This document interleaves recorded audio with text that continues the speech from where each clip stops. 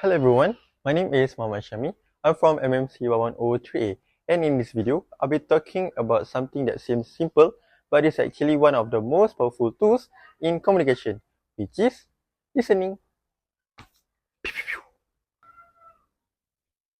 So, we often assume that listening just means hearing what someone is saying, but in fact, it's much more than that. Listening is a skill that takes awareness and also a practice. Today, I'll be covering the key differences between hearing and listening, common bad listening habits, how we can become better listeners, and also how to give and receive feedback constructively.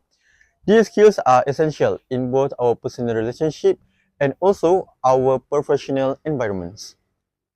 So, let's start by understanding the basic differences between hearing and also listening. Okay, hearing is something automatic. We hear sounds around us all the time. A phone ringing, people chatting nearby, or music playing.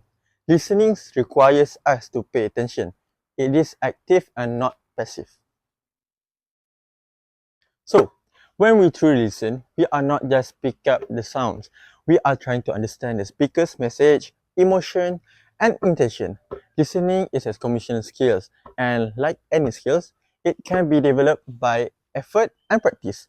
In short, hearing is a physical act and also listening is a mental and emotional one. So, even though we listen every day, most of us have developed poor listening habits without realizing it. For example, many people lose interest if the topic seems boring or if the speaker isn't very dynamic. Others get distracted or they pretend to listen with their mind is elsewhere. Some listeners only focus on facts, missing the deeper meaning or mention that behind what's being said. And sometimes we let emotionally charged words throw us off, reacting too quickly instead of listening calmly. So these habits interfere with real communication and often lead to misunderstanding. So the good news is that we can replace these habits with better ones. First, stop talking. Give the speaker your full attention. In a business settings, this might mean closing your laptops in a meeting or putting your phone away during a one-on-one session. And then stay present. Avoid interrupting. Ask clarifying questions to show you care about the message. Good listeners also watch for nonverbal signals like tone and also body language.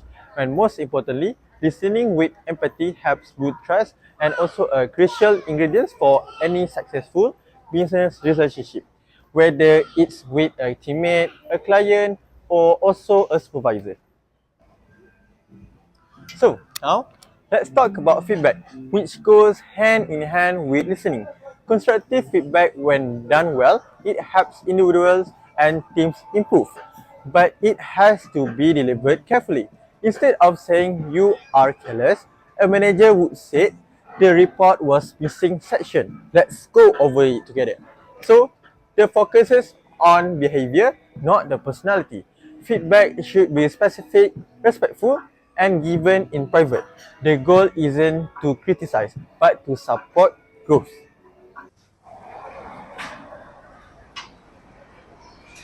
So, when receiving feedback, it is equally to important stay open. That means taking a deep breath, listening carefully and not reacting defensively. Even if the feedback is hard to hear, we should acknowledge it and take time to reflect. Constructive feedback helps us grow, but only if we are willing to hear it. So, to wrap up, listening is not just about hearing words, but it's about understanding people. We've seen that effective listening takes effort, but it can transform communication. By avoiding common bad habits and practicing empathy, we become more reliable and respected communicators. And when we give and receive feedback, we care. We foster a stronger, more supportive and workplace.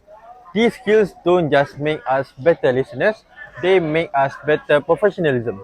So thank you for watching, and I hope this encourages you to bring more mindful listening and feedback into your daily life and career. Thank you.